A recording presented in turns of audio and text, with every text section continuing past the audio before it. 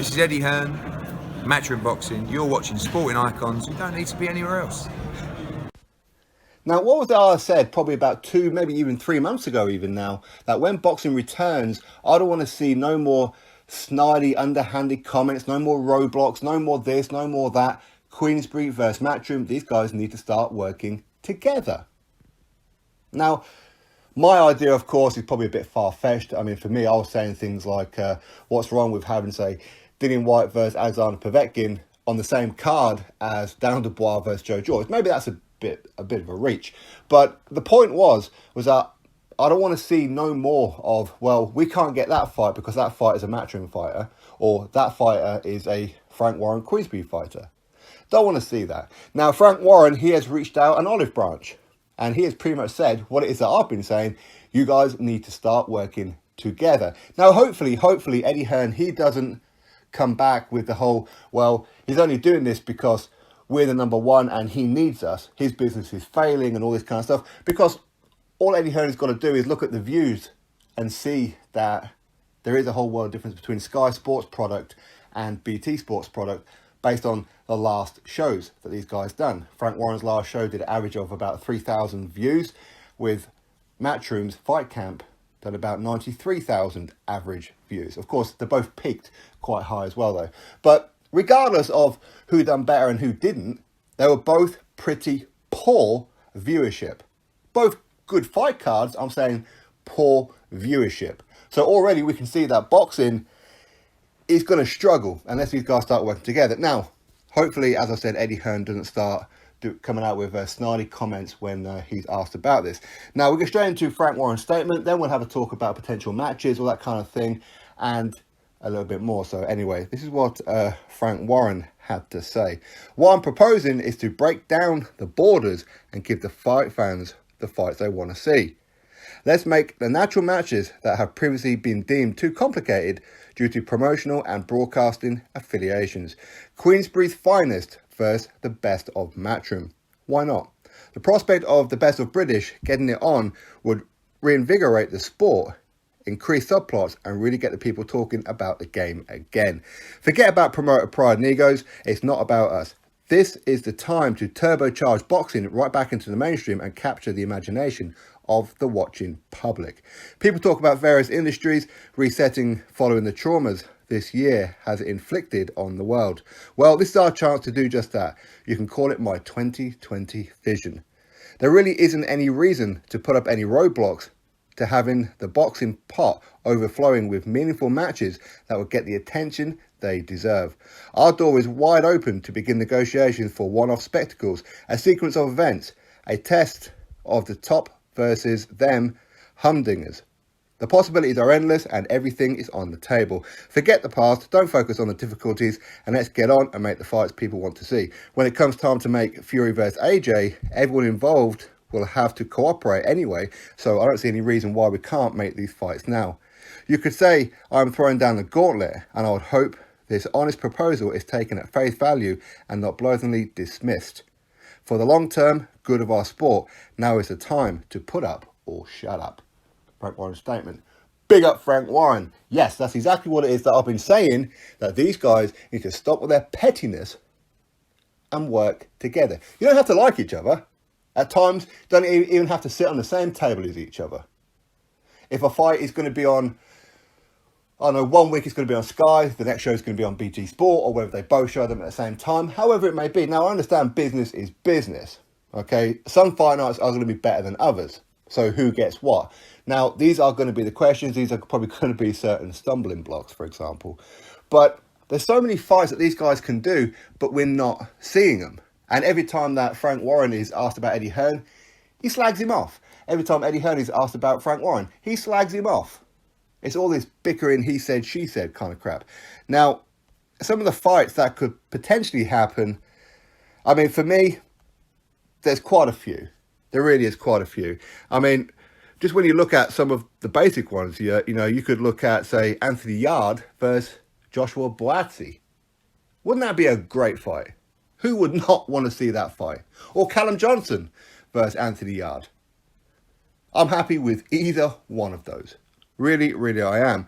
I mean, BT Sport, they want to come out with the obvious Fury versus Joshua and Daniel Dubois versus Dillian White. Have an absolute word. Do you want Daniel Dubois to die?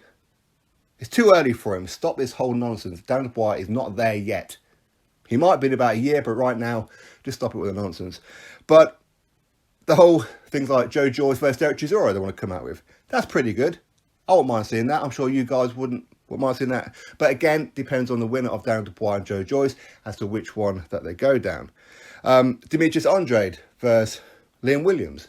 Now again, that is not just a Sky Sports versus BT problem, but that's going to be a DAZN versus ESPN problem because as we know, Queensberry, their shows are shown on ESPN. And again, it's American versus Brit. For me, I want to talk about Brit versus Brit. I mean, Nathan Gorman versus Dave Allen. That's an interesting one. But again, I mean, these guys, they won't fight each other anyway because they're very good friends. So unless there's going to be a belt on the line, they're not going to be fighting each other. They want to come out with Charlie Edwards versus Cal Yafai. That's the fight that could have happened and should have happened anyway when they're both under the Matchroom stable. So, you know, Chris Jenkins versus Conor Benn. Cool. Why not? James Metcalf versus Anthony Fowler. Sure, that's an interesting one. And they come up with Sharp versus Barrett as well. Now, again, Sharp versus Barrett, that could have been happening under the Queensberry banner when they were all together at one point as well. Now, of course, the way that they've done it, again, is Queensberry versus Matchroom. This is from BT Sport. Queensberry versus Matchroom. And they've always done it. So, Fury versus Joshua. Dubois versus White. Yard versus Boatsy. See, so it's Queensberry versus Matchroom. These are the little niggling points that's going to get under the skin of Eddie Hearn and make him bite. Let's be honest about it. But, you know what, for me, there are quite a few other fights besides these ones. Fights that some of you guys may go, no, I'm not really too bothered about that. But for me personally, I want to see, say, Troy Williamson take on Kieran Conway or a Ted Cheeseman. Something like that. These are the kind of ones that I want to see. And they can do it.